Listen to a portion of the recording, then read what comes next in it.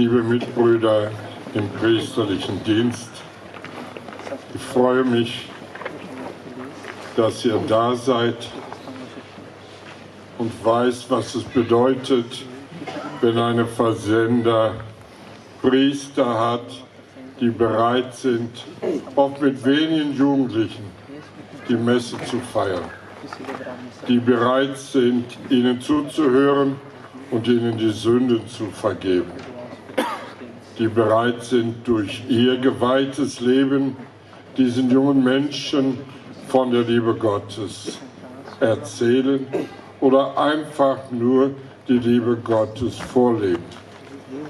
Eine Fazenda ohne Priester kann ich mir nicht vorstellen. Denn was den jungen Menschen sehr schwer fällt, ist das Verzeihen. Menschen verzeihen, die irgendwann, irgendwo etwas getan haben, was vielleicht das ganze Leben schadet. Aber auch sich selbst verzeihen ist sehr schwer. Deshalb brauchen Sie ständig eure Gnade, die ihr als Priester habt, Sünde zu vergeben. Werdet nicht müde, zu ihnen zu gehen, auch wenn es nur wenige sind. Denkt an das verlorene Schaf, was Jesus wieder zurückgerufen hat und hat die anderen ein bisschen alleine gelassen.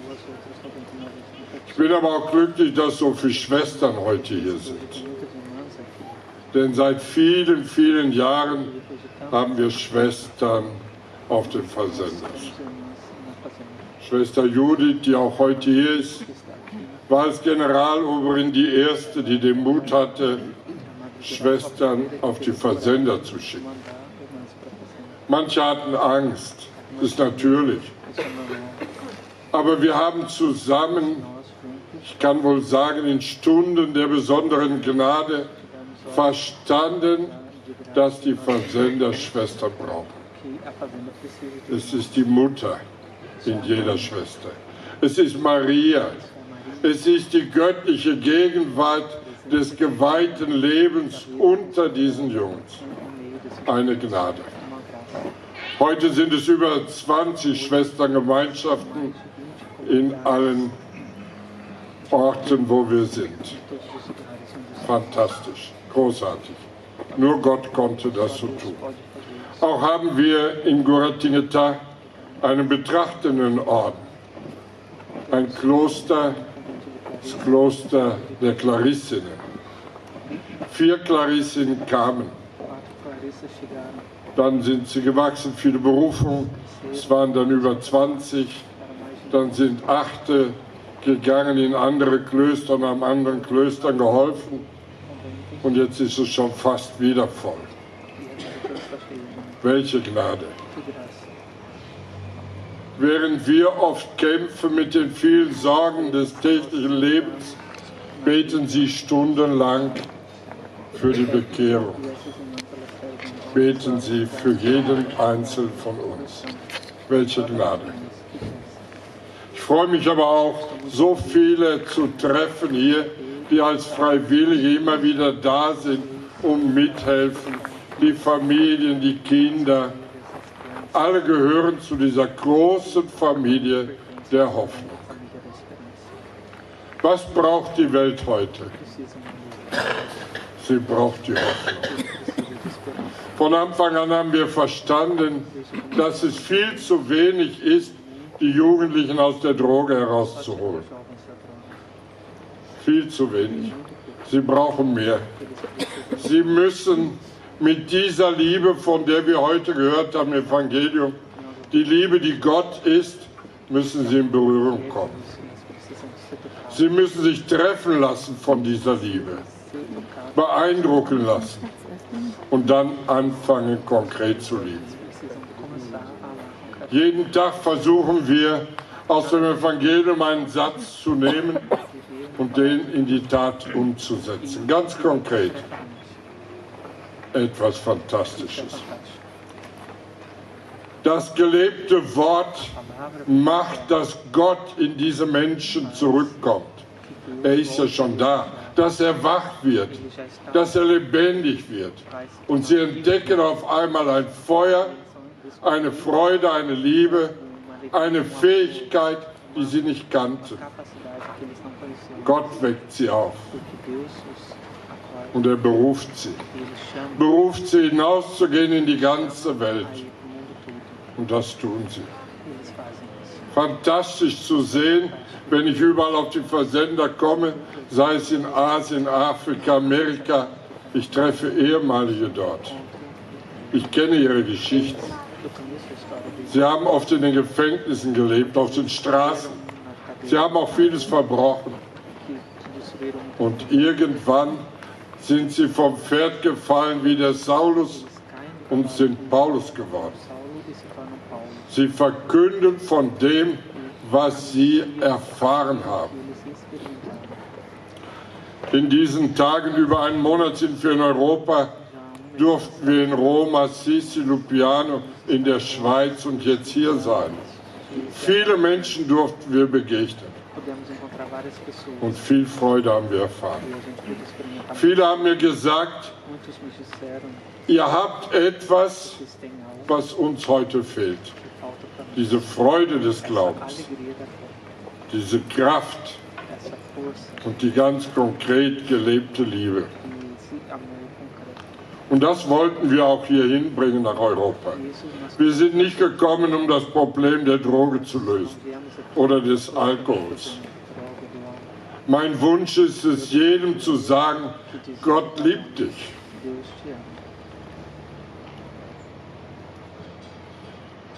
Und er liebt dich unendlich. Er liebt dich persönlich, obwohl er deine Geschichte kennt und weiß um so viele Fehler. Aber die zählen nicht vor Gott. Es zählt nur die Bereitschaft, sich geliebt zu fühlen und die Bereitschaft zu lieben. Auf den Fazendas haben wir viele Religionen. Auch Musulmane, Juden, Orthodoxen, Atheisten, verschiedensten Sekten. Noch nie war es ein Problem für uns, weil wir alle davon überzeugt waren und uns immer wieder gegenseitig sagen, nur eins zählt, die Liebe. Ich hoffe, dass wir alle ja an die Himmelstür kommen, wenn auch manche noch gar nicht eilig haben zu sterben, ich auch nicht, aber wir alle sterben. Interessant, wie wenig man hier in Europa auch über den Tod spricht. Es ist irgendwie etwas, was stört, ne? Wie oft kommen Leute und sagen mir, der ist gestorben und so. Ja, ich sage, das ist das Normale, ne? Alle sterben wir. Und was fragt Jesus uns? Waren sie katholisch, evangelisch? Waren sie Schwester, Priester, verheiratet? Waren sie Bandit? Nichts fragt er von denen. Er sagt uns nur, dass er Hunger hatte, dass er Durst hatte, dass er Ausländer war, nackt, gefangen. Gefangen war er. Und wir haben ihn geliebt oder nicht. Für Europa sehe ich eine so große Chance jetzt in der ganzen Frage der Flüchtlinge. Ich weiß, wie problematisch das ist, aber wir dürfen nicht vergessen, in jedem ist Jesus. Und diese Überzeugung hat mir immer wieder Kraft gegeben, auch denen zu verzeihen und die Türen neu zu öffnen, die mich beklaut haben oder vielleicht andere Dinge gemacht, schlecht geredet. Daran glauben, Jesus ist in jedem, gibt uns eine unendliche Kraft. Und diesen Jesus auch in den Flüchtlingen und in allen Menschen zu lieben, das ist unsere Aufgabe, aber das ist auch unsere Chance. Dann werden wir froh. Dann werden wir froh. Mich hat sehr erschüttert und erschüttert mich immer wieder, wenn ich sehe, wie viele Menschen vor dem Leiden und vor dem Tod einfach flüchten wollen. In vielen Gesprächen in der Schweiz haben mir Menschen gesagt, wenn es mal schlimmer wird, dann mache ich Schluss. Ich gehöre so einem Verein an, da kann man bezahlen und dann sorgen die schon dafür, dass es einfach und schnell geht. Ich habe gefragt, glauben Sie nicht an ein Leben nach dem Tod? Nein. Ältere Leute, Erwachsene, nein. Hat mich schon erschüttert. Und diese Gottlosigkeit, dieses sich von Gott entfernen, die Liebe nicht mehr erfahren von Gott, das ist etwas Furchtbares. Ich weiß gar nicht, wie jemand leben kann, ohne diese persönliche Erfahrung mit Gott zu haben. Wie schön ist es zu wissen, wir haben einen Vater, den wir um alles bitten können und der uns immer beisteht.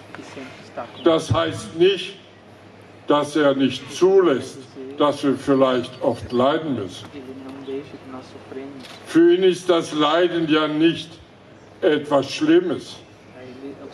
Es ist eine Chance, sich zu läutern, so wie er auch am Kreuz uns erlöst hat. Im Leiden können wir auch anderen helfen. Persönlich darf ich das in einer ganz besonderen Weise erfahren. Bei uns zu Hause, wir leben mit gottgeweihten Menschen zusammen. Nelson, der neue Präsident des Werkes, Padre Luis, Ricardo. Und wir haben auch ein Ehepaar bei uns, was den ganzen Zweig der Eheleute vertritt in dem Haus, wo wir zusammen sind. 10 Jahre leben sie bei uns. Herr Velasio, viele kennen ihn, ist Künstler, aber auch Tiefenpsychologe, Lehrer, Professor unserer Schule, bildet die jungen Menschen aus und ist sehr geliebt und geschätzt. Vor 6 Wochen auf dem Heimweg hat er einen Unfall gehabt und seitdem ist er querschnittgelähmt. Ich weiß, als ich ihn im Krankenhaus dann traf und mit ihm zu den verschiedenen Stationen, wo er noch die Untersuchung machen musste, aber der Arzt hatte mir schon gesagt, keine Chance. Er wird querschnittgelähmt, nur den Kopf kann er bewegen. Und er sagte mir vom ersten Augenblick an, es ist er. Der Herr besucht mich. Und er bat mich, dass wir zusammen den Schmerz annehmen und zusammen schauen wollen, was Gott auch in diesem Schmerz uns sagen will. Ich habe ihm gleich versprochen, wir sind eins. Wir sind deine Hände, deine Füße. Du bist nicht alleine. Und es ist gewaltig, mit welcher Tiefe er jetzt Gott versteht. Die ersten Worte, die er sagen konnte, als er aus der Intensivstation kam, waren Worte, die er den Klarissenschwestern gesagt hat. Denn er hat sie begleitet durch Vorträge und auch persönliche Begleitung. Er sagte ihnen, schöne Worte sind vorbei. Gold und Silber habe ich nicht mehr. Aber ich darf in diesem Schmerz den Herrn begegnen in einer solch tiefen Weise, dass ich kaum diese große, tiefe Freude aushalte. Einen so großen Frieden habe ich vorher nie gefunden. Und er sagt, in dieser Menschlichkeit, in dieser Schwäche können wir mit Gott schauen, was er noch alles machen will. Und so sind wir in diesem Abenteuer miteinander, Ja zu sagen jeden Tag und immer wieder auch zu schauen, was will Gott. Ich weiß, dass es schwer ist, den Schmerz zu verstehen. Man muss begreifen, dass Jesus am Kreuz für uns gestorben ist, um uns zu sagen, es gibt keinen Schmerz, wo ich nicht dabei bin. Es gibt kein Kreuz, wo ich nicht auf der anderen Seite bin. Wir haben in diesen Tagen zusammen Dachau besucht. Es ist wirklich auch ein Schmerz unserer Geschichte, unseres Landes, meines Volkes. Unverständlich. Und doch bin ich davon überzeugt, dass der Herr jeden begleitet hat, bis in den Tod. Habe auch für die gebetet, die das alles verursacht haben. Gott möge auch all denen wirklich verzeihen.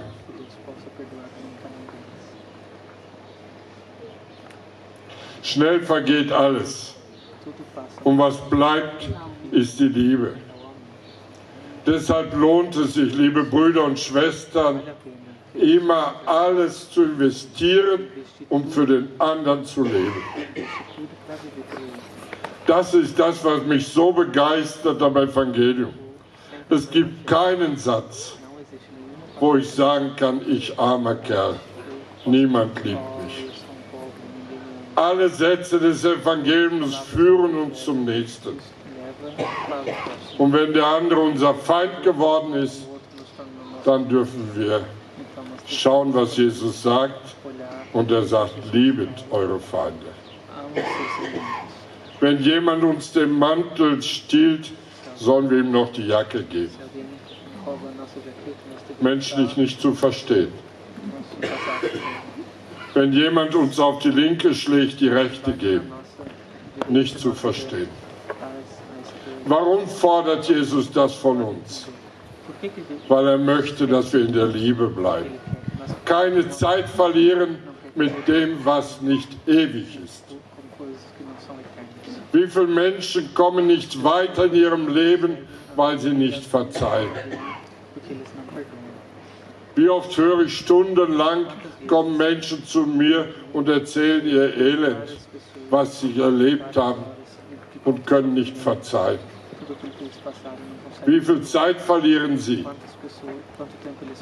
Und es ändert sich nichts. Es kommt nicht die Freude. Wir finden die Freude, wenn wir wirklich verzeihen.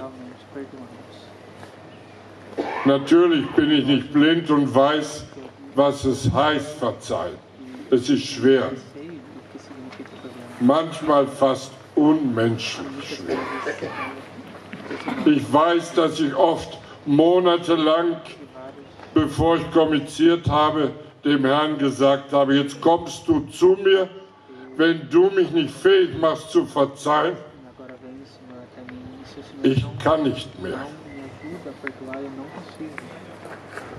Wochen und Monate immer wieder ihn gebeten, dass er das Wunder in mir vollbringt, zu verzeihen. Und dann auf einmal war es möglich.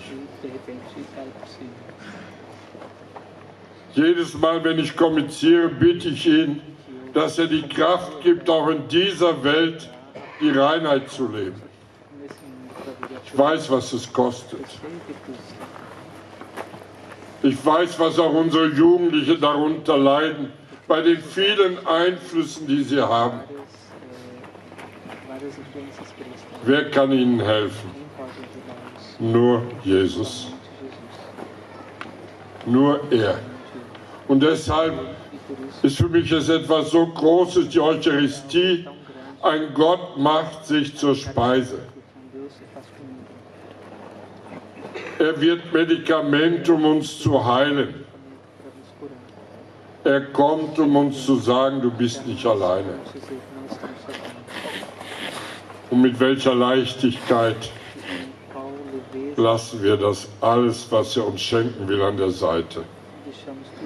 Haben irgendeine Entschuldigung, um nicht zur Messe zu gehen. Das sagt mir nichts. Oder der Priester gefällt mir nicht. Dabei geht es nicht um den Priester, nicht was ich denke. Es geht um das Existenzielle. Es geht darum, dass ich Kraft bekomme, um zu lieben. Und wenn ich liebe, bekomme ich die Freude, das Leben. Und dann brauche ich nicht die Drogen und so viele andere Dinge. Es ist schon schmerzhaft zu sehen, wie die Menschheit versucht, durch all die vielen materiellen Dinge ihr Herz zu füllen. Und es geht nicht. Es kann nicht etwas Vergängliches das zufriedenstellen, was in uns Ewigkeit ist. Wir sind geschaffen nach dem Ebenbild Gottes. Und die Ewigkeit ist in jedem. Und deshalb suchen wir oft so viel und bleiben immer leer. Seit Jahren bedrückt mich sehr, dass immer ältere Menschen auf die Fazenda kommen. Zum Teil schon Väter, Großväter. Ich frage sie, warum seid ihr in die Droge? Hattet ihr nicht alles? Ihr wart verheiratet, habt einen Beruf, viele sogar einen recht guten Beruf. Und sie sagen mir alle, es fehlte mir etwas. Ich hatte eine Leere. Das alles hat mich nicht glücklich gemacht. Und deshalb habe ich es nochmal in der Droge versucht, im Alkohol. Vielleicht noch meine neue Beziehung angefangen. In der Hoffnung, das zu finden, was jeder Mensch sich wünscht. Diese echte, tiefe Freude, den Frieden. Und wieder nicht gefunden. Und wieder enttäuscht. Es fehlt die Demut, dass wir zurückgehen zu dem, der auf diese Welt gekommen ist, um uns zu sagen, es gibt einen Weg. Um uns zu sagen, ihr habt einen Vater, der liebt euch. Und wenn ihr in der Liebe bleibt mit mir, dann seid ihr auch in der Liebe mit dem Vater. Und dann habt ihr die Freude, die vollkommene Freude. Dann habt ihr Leben. Wir dürfen das Leben nicht suchen, wo es es nicht gibt. Leben muss man dort suchen, wo es ist. Und das ist in Gott. Gleich würde ich Sie gerne etwas bitten. Ich habe Ihnen von Evelasio erzählt, der jetzt gelähmt im Bett liegt. Er hat die Operation gemacht. Man hat Eisenstücke eingesetzt, damit er wenigstens sitzen kann. Wir müssen jetzt natürlich all die Dinge kaufen, die man braucht, um einem Menschen in dieser Situation zu helfen. Rollstuhl, man braucht einen Gymnast, weil es sonst zu schwer ist. Man braucht ein Bad, was angepasst wird. So viele Dinge. Und ich habe ihm gesagt, mach du dir keine Sorgen. Wir kümmern uns darum. Wir versuchen uns zu helfen. Wo ich bin und wo ich Möglichkeiten habe zu bitten, werde ich darum bitten. So möchte ich auch heute bitten. Die Kollekte haben die Missionare und alle von der Fazenda gesagt, können wir freistellen für Evelasio. Wenn Sie da etwas geben können, wäre ich sehr, sehr dankbar. Sehr dankbar. Es ist für ihn so wichtig, immer wieder zu erfahren, dass er nicht allein ist. Denn sich nicht bewegen können, nichts, aber auch gar nichts, ist nicht einfach. Wie oft, als ich zu ihm kam, als er noch in der Intensivstation war, kann man nur einmal am Tag Besuch bekommen. Als Priester konnte ich immer hingehen. Wie oft, wenn ich kam, sagt er, kannst du mal hier jucken, kannst du mal das wegnehmen, denn er konnte ja nichts bewegen. Und Personal ist oft sehr wenig. Kannst du mich ein bisschen verschieben? Ich habe gesehen, es ist nicht leicht, aber es ist möglich. Und wenn Sie helfen können, wird er diese Liebe auch spüren. Und Sie dürfen auf sein Gebet vertrauen. Er hat mir gesagt, sag allen, meinen Schmerz schenke ich euch. Amen.